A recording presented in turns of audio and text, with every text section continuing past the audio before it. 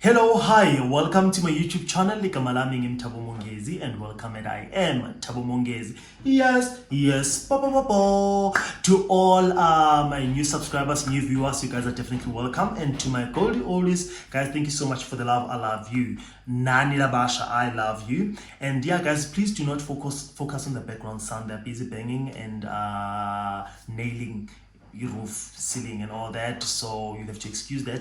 Your focus needs to be here and know what I'm actually about to say. So yeah, guys, like this is the time of the year where a lot of people are starting new jobs, coming from varsity school, coming from previous employers and all that. And yeah, I'm one of those. On this day last year I was starting my new job. Guys, I've never been so anxious about starting over, especially in a new working environment. And after working for my previous company for like 8 years, you can only imagine, we'll see what I was actually going through, like the thought process, what I was thinking and all that. And yeah, and someone will be wondering, we'll see, why would you stay like in a company for 8 years? Like, honestly, why?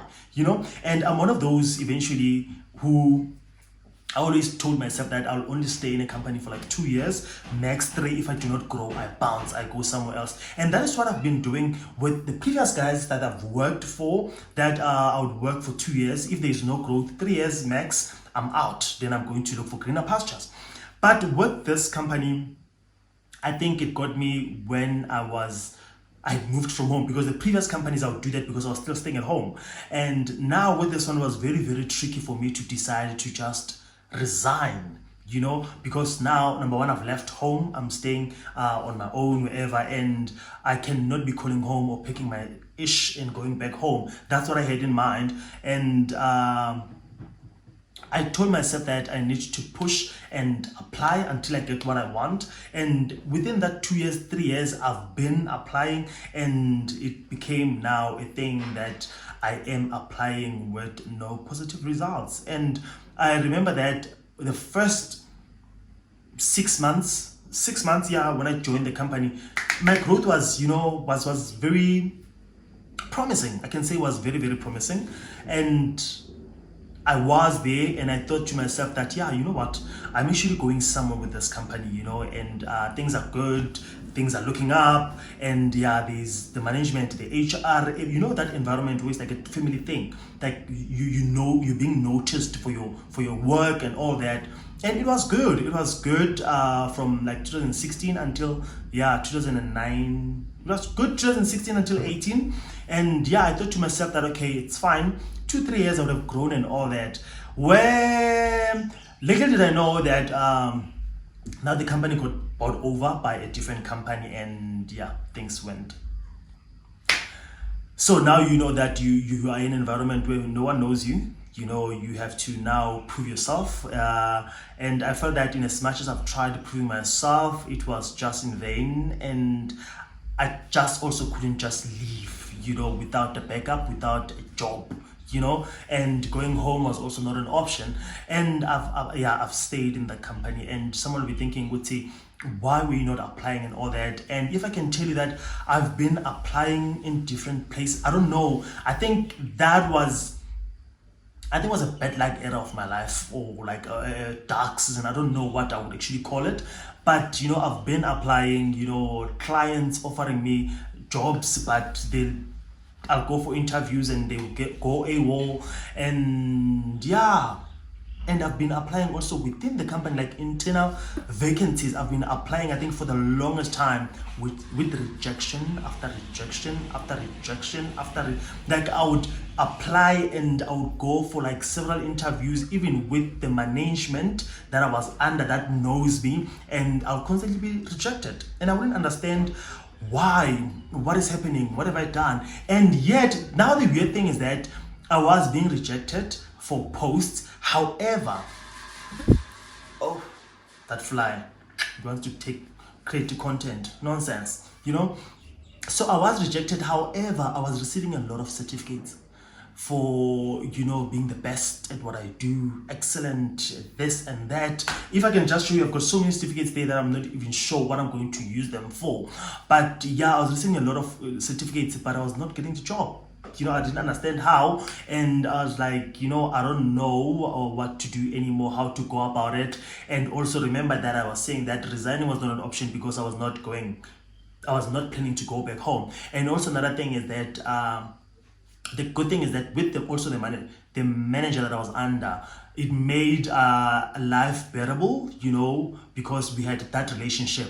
So I would not say that it was a toxic environment, but yeah, it made work environment bearable. And you know, when you can just, you know, move around and be you.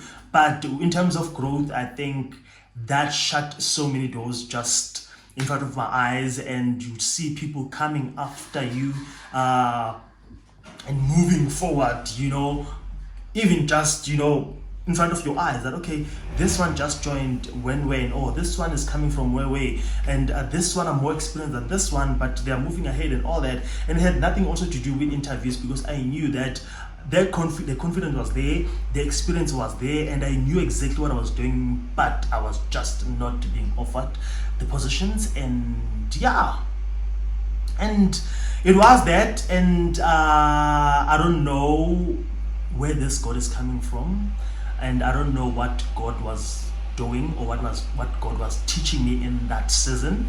And it happened that one day, I think it was in November 20, I think it was November last year. I just moved to this place, and I was walking to ShopRite. As I was walking to ShopRite, I received a phone call. It was weird because I didn't understand, okay, why are you calling me and who is this? And I'm receiving the phone call. I'm like, okay, hi, this is Tabo. And they're like, okay, are we speaking to Tabo? I was like, yes, this is Tabo. They're like, okay, there's this post that is available, and I'm being called by an agent. The agent that I haven't applied for. Like, I've sent my CV to that agent, I think maybe about 5 years ago, I'm sure. Like, but it has been long that I didn't even remember the agency anymore, you know. But they called and said, hey, we are seeing your CV here. There's a post in this place. Are you interested? I said, sure. And I said sure because I was like, you know what? Let me just take a try. I won't know what's going to happen. But you know, but deep down in my heart, I was just over it. I was like, you know what? Yeah, let me just go and try it. And when they sent my CV, within a few minutes, they called me when I was going to ShopRite. Before I was in ShopRite, I got a call now from the same lady saying to me, you know what, the HR of this place wants to see you tomorrow for an interview. Are you available? That time I'm not available. I'm supposed to be going to my job. But I was like, you know what, I'm making a plan. I'm definitely going. I called my manager, like, you know what, there's something that is going on. I'll come back. I'll come there a bit later. I need to go to this place, you know. I went for an interview. It was a good interview. Then I went to work. I continued working as per normal. The same day, the lady called me and said, you know what, they loved you. You're going to go for what test. And also, when you pass that test, you also need to now speak to the Makuzu of the company, you know, like the bigger bosses. You know, I was like, okay, not a problem. And we arranged for that test. I did the test and I passed the test. From there, they wanted my fingers and all that. And no, before my fingers, they said they're gonna do an interview. Now I need to do the interview with the big bosses. I was like, oh, okay, let's see. You know, it was promising at that point in time. And when they set up an interview with the boss, I remember that I was actually at work. They've set up an appointment, like time for the interview, and it was on Teams, and I was at work. And I remember asking to go to the bathroom. I went to work looking posh. I remember asking to go to the bathroom. From my manager said, I'm going to the bathroom, and yeah, I'll see just now, because I knew that my interview is just there on Teams. Gone. I went. No, it was not on Teams. It was this video thing, man. I forgot even the name. But yeah, guys, you know it. Where we actually have like interviews and meetings and all that. So I went to the parking lot. When I got to the parking lot, on their side, they were busy doing, cars making all sorts of sounds and all that. So now also needed to look professional. I needed to be in a space where there's the clear background and all that. Yo, guys, I remember I ran around that mall like a mad person looking for a quiet spot, and that time also looking at the minutes that it's almost that time for the interview. And I got to this spot, guys, at the parking lot. I sat on top of a trolley with the basket. I placed my phone like a tripod. I had to do like now content needed to be done at that moment in time. Alright guys, I sat on top of that crate, placed my phone on the trolley, and I sat there. The interview started. I did my interview. It took like about a few minutes, and after the interview I was like, okay, the interview now is done. What is going to happen? Did I get the job? Did I not? Because I also couldn't read the facial expressions of the person who was interviewing me. That are they impressed? Are they not? What is happening and all that? But I was like, you know what? It's all in God's hands. Yeah, at least I tried, and I said what I said and what I know. You know. Good, done, and yeah, it was that.